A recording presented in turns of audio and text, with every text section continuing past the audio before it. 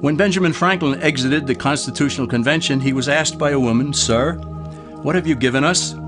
His immediate response was, "A republic, ma'am, if you can keep it."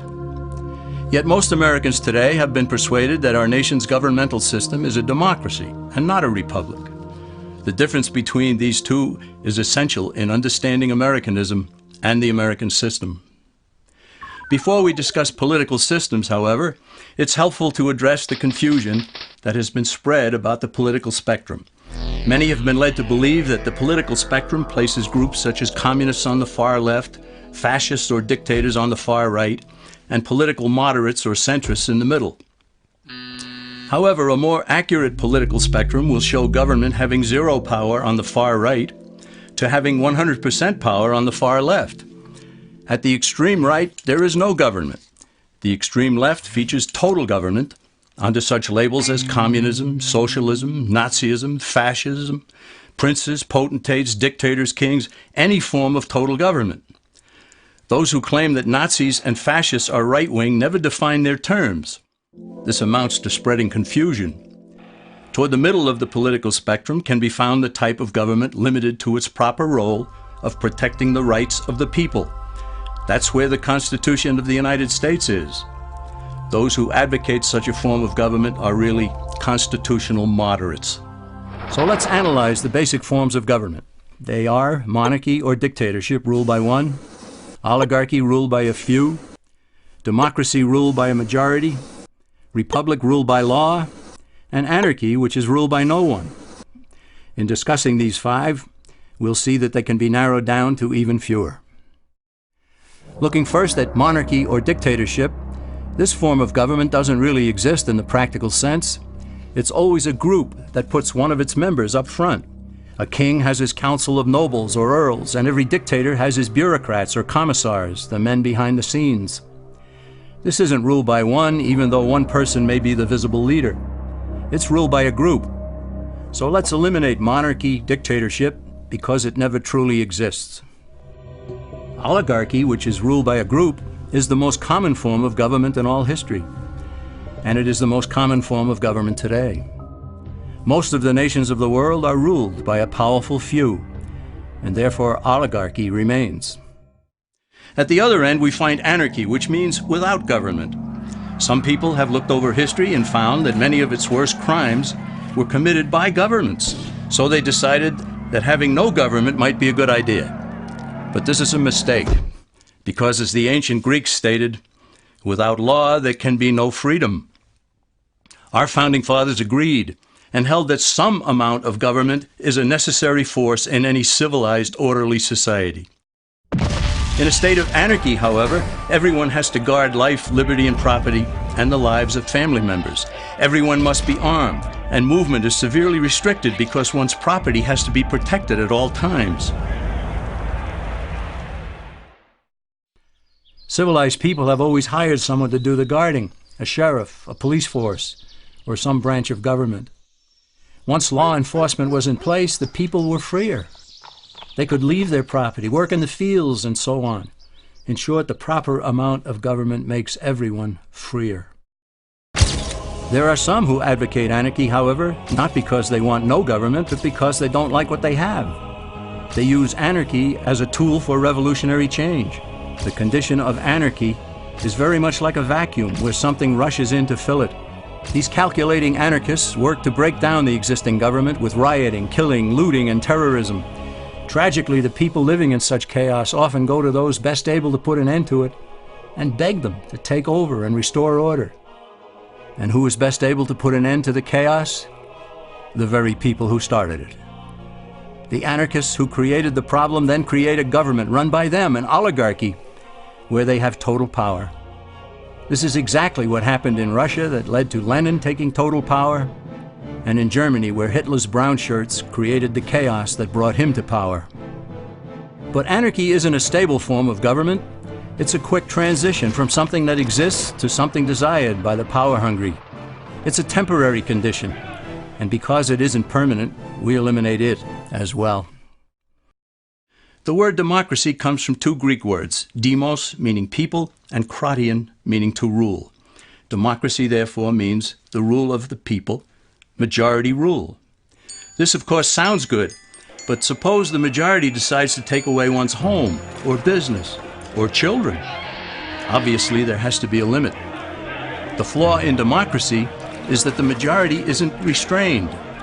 If more than half the people can be persuaded to want something in a democracy, they rule.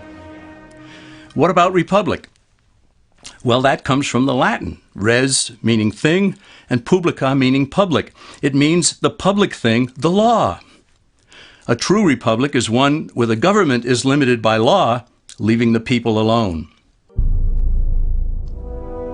America's founders had a clean slate to write on. They could have set up an oligarchy. In fact, there were some who wanted George Washington to be their king.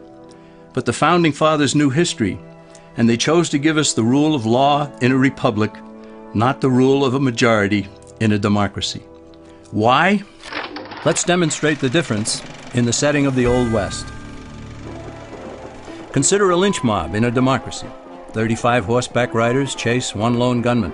They catch him, and they vote 35-1 to hang him. Democracy has triumphed, and there's one less gunman to contend with. Now consider the same scenario in a republic. The 35 horseback riders catch the gunman and vote 35-1 to hang him, but the sheriff arrives, and he says, "You can't kill him. He's got his right to a fair trial." So they take the gunman back to town. A jury of his peers is selected, and they hear the evidence and the defense, and they decide if he shall hang. Does the jury even decide by majority rule? No, it has to be unanimous or he goes free. The rights of the gunman aren't subject to majority rule, but to the law. This is the essence of a republic. Many Americans would be surprised to learn that the word democracy does not appear in the Declaration of Independence or the U.S. Constitution, nor does it appear in any of the constitutions of the 50 states. The founders did everything they could to keep us from having a democracy. James Madison, rightly known as the father of the Constitution, wrote in essay number 10 of the Federalist Papers, "Democracies have ever been spectacles of turbulence and contention, have ever been found incompatible with personal security or the rights of property, and have in general been as short in their lives as they have been violent in their deaths." Alexander Hamilton agreed, and he stated, "We are a republican government. Real liberty is never found in despotism or in the extremes of democracy." Samuel Adams, a signer of the Declaration of Independence, stated, "Democracy never lasts long. It soon wastes, exhausts, and murders itself." The founders had good reason to look upon democracy with contempt, because they knew that the democracies in the early Greek city-states produced some of the wildest excesses of government imaginable. In every case, they ended up with mob rule, then anarchy, and finally tyranny under an oligarchy.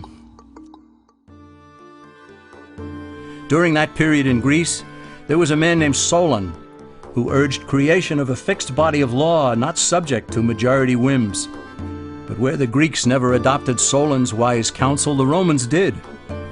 Based on what they knew of Solon's laws, they created the 12 tables of the Roman law and, in effect, built a republic that limited government power and left the people alone.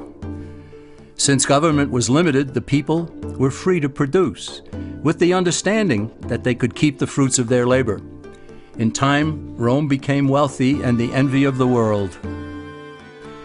In the midst of plenty, however, the Roman people forgot what freedom entailed. They forgot that the essence of freedom is the proper limitation of government. When government power grows, people freedom recedes. Once the Romans dropped their guard, power-seeking politicians began to exceed the powers granted them in the Roman Constitution. Some learned that they could elect politicians who would use government power to take property from some and give it to others. Agriculture subsidies were introduced, followed by housing and welfare programs. Inevitably, taxes rose and controls over the private sector were imposed. Soon, a number of Rome's producers could no longer make ends meet, and they went on the dole. Productivity declined, shortages developed, and mobs began roaming the streets, demanding bread and circuses from the government. Many were induced to trade freedom for security. Eventually, the whole system came crashing down. They went from a republic to a democracy, and ended up with an oligarchy under a progression of the Caesars.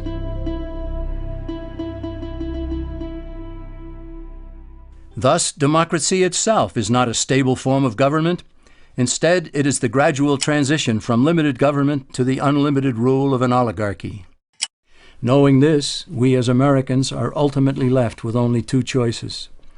We can keep our republic, as Franklin put it, or we will inevitably end up with an oligarchy, a tyranny of the elite.